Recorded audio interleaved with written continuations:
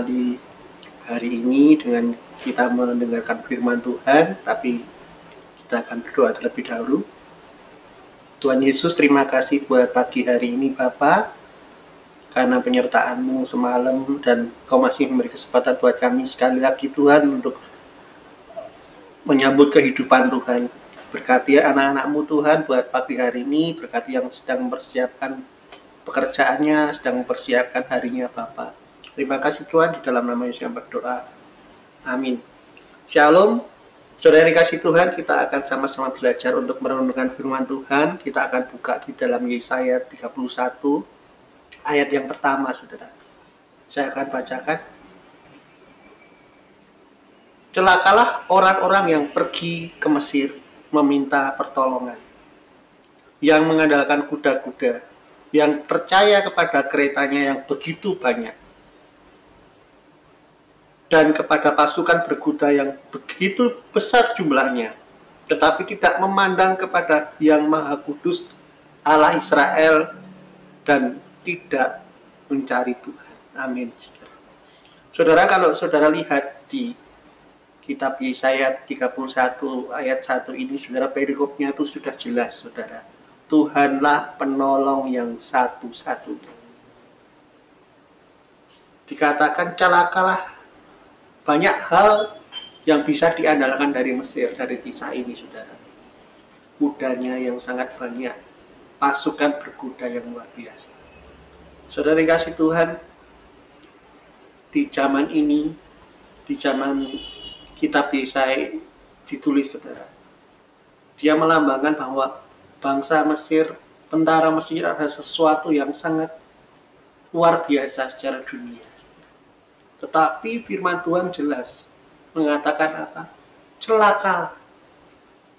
Ini bukan suatu kutukan, saudara, atau umpatan, tetapi dikatakan celakalah ini adalah peringatan. Kalau kamu mengandalkan sesuatu yang tidak dari Tuhan, dikatakan engkau akan mengalami celaka, saudara. Dan firman Tuhan katakan apa? Diberkatilah engkau yang mengandalkan Tuhan.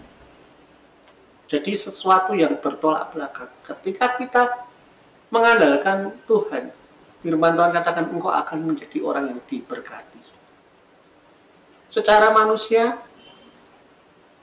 ketika membutuhkan pertolongan, saudara yang dikasih Tuhan, mengandalkan Mesir adalah opsi yang terbaik. Ya. Ketika saudara menghadapi tantangan kehidupan, pasti saudara akan mencari pertolongan siapa yang bisa menolong saudara. Yang orang yang engkau anggap kuat, orang yang engkau anggap mampu. Tetapi kembali kepada firman Tuhan buat pagi hari ini. Satu kata, celakalah kalau kita datang kepada Mesir, saudara, yang tidak memandang Tuhan dan mencari Tuhan. Mungkin Tuhan bisa pakai orang yang lebih kuat dari kita, orang yang lebih berpengaruh dari kita untuk menolong. Tetapi yang terutama, yang pertama adalah ketika kita memandang dan mencari Tuhan itu. Entah nanti cara Tuhan dia dengan cara yang luar biasa, ada mujizat terjadi dalam kehidupan kita, atau kita pakai perpanjangan, Tuhan pakai perpanjangan tangan orang lain untuk menolong kita. Jadi saudara dan saya jangan kebalik, saudara. Bukan kita mencari perpanjangan tangan orang lain dulu, saudara. Tetapi carilah Tuhan dulu.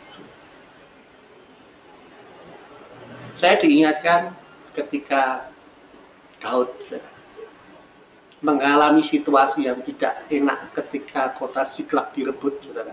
Saudara tahu cerita itu, ketika Daud dan pasukannya pulang dari berperang, mereka melihat bahwa ternyata Siklag sedang diporak-porandakan musuh. Saudara tahu, istrinya Daud pun ikut dibawa kabur, saudara. Anak-anaknya, semua seisi kota, istri dan anaknya diculik. Tetapi yang dilakukan Daud luar biasa. Dia tenang dulu, saudara. Dia mengambil efod baju imannya, Dia datang sama Tuhan. Dia minta pertolongan Tuhan dan dia bertanya, Tuhan, apakah aku harus berangkat untuk menyerang, untuk mengejar? Dan Tuhan jawab ya.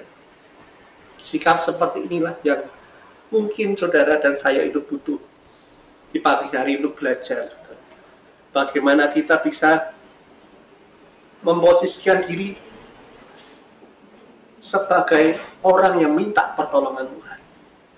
Saudara yang dikasih Tuhan, ada satu kisah lagi saudara di kitab Tawarik. Dikatakan saudara, ada raja saudara yang namanya Raja Abia. Itu Raja Yehuda. Dia berperang dengan Raja Israel di zaman itu. Saudara tahu Israel itu pecah jadi dua. Jadi Israel Utara yang disebut Israel dan Israel Selatan yang disebut Yehuda. Raja Abia dan Raja Rehoboam mereka perang. Raja Israel punya 400.000. Raja Yehuda, Raja Abia cuma punya 400.000 pasukan. Dan sedangkan Raja Israel punya pasukan yang lebih besar, yaitu 800.000. Singkat cerita mereka berperang. Dan firman Tuhan dikatakan, saudara, saya akan bacakan di 2 Tawarik 13 ayat 18. Demikianlah orang Israel ditundukkan waktu itu, sedang orang Yehuda menjadi kokoh, karena mereka mengandalkan diri kepada Tuhan Allah nenek moyang mereka. Saudara tahu bahwa Raja Israel pada waktu Yerobeam kalah, saudara, dengan Raja Abia. Karena apa, saudara? Raja Abia mengandalkan Tuhan dan pasukannya. 400.000 melawan 800.000.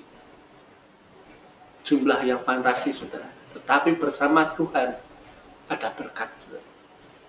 Setiap orang itu mempunyai tantangan yang berbeda-beda dalam kehidupan sehari-hari, saudara.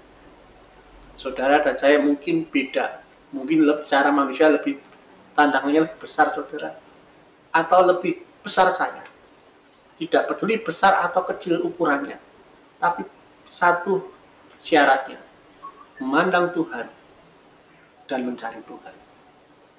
Di situ kita akan mendapatkan jawaban. Puji nama Tuhan, biarlah pagi hari ini kita bisa mengambil keputusan yang benar bersama dengan Tuhan. Mari kita berdoa. Terima kasih buat firman Tuhan yang sudah Tuhan berikan buat kami, Bapak. Hamba berdoa buat hari ini Tuhan, memulai minggu ini, biarlah anak-anak-Mu Tuhan memulai bersama dengan-Mu, Bapak. Berkati pekerjaan kami, sekolah kami, pelayanan kami Tuhan. Di dalam nama Yesus kami berdoa. Amin.